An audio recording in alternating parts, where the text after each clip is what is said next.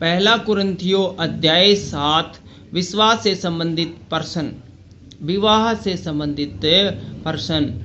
उन बातों के विषय में जो तुमने लिखी, यह अच्छा है कि पुरुष स्त्री को न छुए, परंतु व्यभिचार के डर से हर एक पुरुष की पत्नी और हर एक पत्नी का पति हो। पति अपनी पत्नी का हक पूरा करे और वैसे ही पत्नी भी पत्नी को अपनी देह पर अधिकार नहीं, पर उसके पति का अधिकार है। वैसे ही पति को भी अपनी देह पर अधिकार नहीं, परंतु पत्नी का है। तुम एक दूसरे से अलग न रहो, परंतु केवल कुछ समय तक आपस की सहमति से कि प्रार्थना के लिए अवकाश मिले, और फिर एक साथ रहो। ऐसा न हो कि तुम्हारे असमय के कारण शैतान तुम्हें परखे। परंतु मैं जो कहता हूँ वह अनुमति है, न कि आज्ञा। मैं यह चाहता हूँ कि जैसा मैं हूँ वैसा ही सब मनुष्य हो, परंतु हर एक को परमेश्वर की ओर से विशेष विशेष वरदान मिले हैं, किसी को किसी प्रकार का और किसी को किसी और प्रकार का।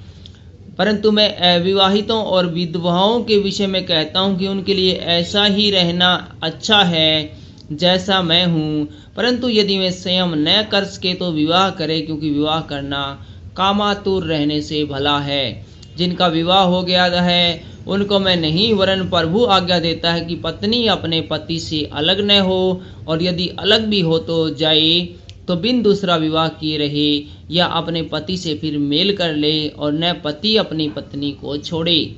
दूसरों से प्रभु नहीं, परंतु मैं ही कहता हूँ, यदि किसी भाई की पत्नी विश्वास न रखती हो और उसके साथ रहने से प्रसन्न रहती हो, तो वह उसे न छोड़े।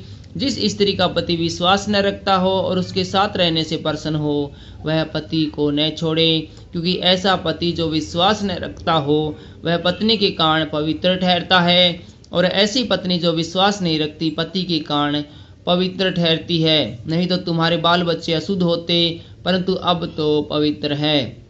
परंतु जो पुरुष विश्वास नहीं रखता, यदि वह अलग हो तो अलग होने दो। ऐसी दशा में कोई भाई या बहन बंधन में नहीं।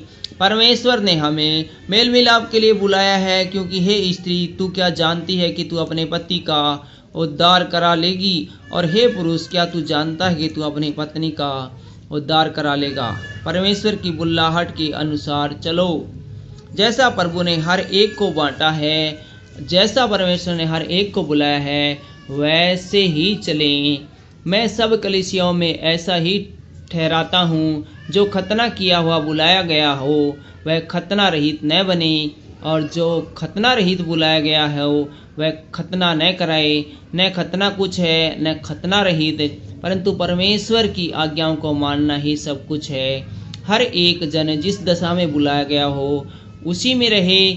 यदि तू दास की दशा में बुलाया गया हो तो चिंता न कर, परंतु यदि तू स्वतंत्र हो सके तो ऐसे ही काम कर, क्योंकि जो दास की दशा में प्रभु में बुलाया गया है वह प्रभु का स्वतंत्र किया हुआ है।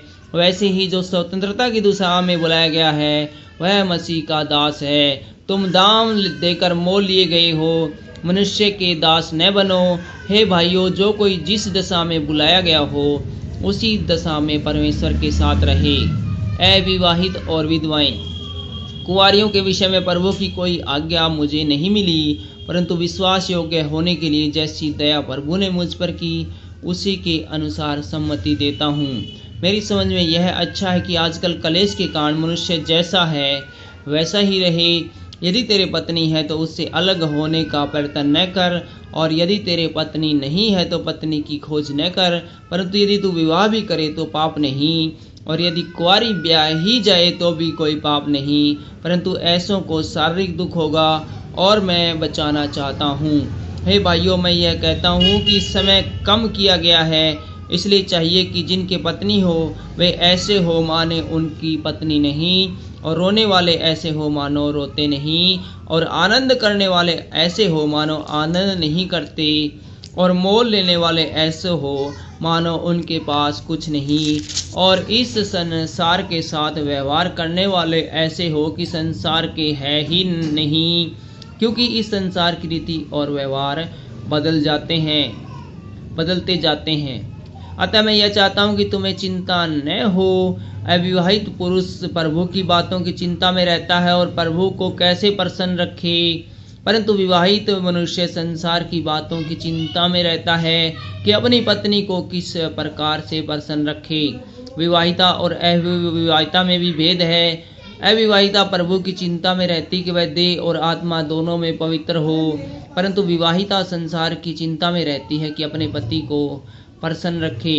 मैं यह बात तुम्हारे ही लाभ के लिए कहता हूँ, न कि तुम्हें फंसाने के लिए, वरन इसलिए कि जैसा शोभा देता है वैसा ही किया जाए कि तुम एक चित होकर प्रभु की सेवा में लगे रहो। यदि कोई यह समझे कि मैं अपनी उस कुंवारी का हक मार रहा हूँ जिसकी जवानी ढल रही है और आवश्यकता भी हो, तो जैसा चाहे वैसा करें, इसमें पाप नहीं।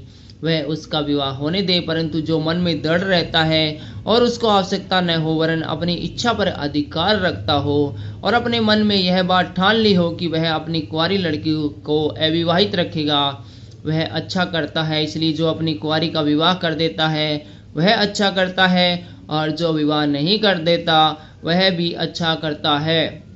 जब तक किसी स्त्री का पति जीवित रहता है तब तक वह उससे बंधी हुई है, परंतु यदि उसका पति मर जाए तो जिससे विवाह कर सकती है परंतु केवल प्रभु से। परंतु जैसी है वैसी ही रहे तो मेरे विचार में और भी धन्य है। और मैं समझता हूँ कि परमेश्वर का आत्मा मुझ में भी है। Thank you.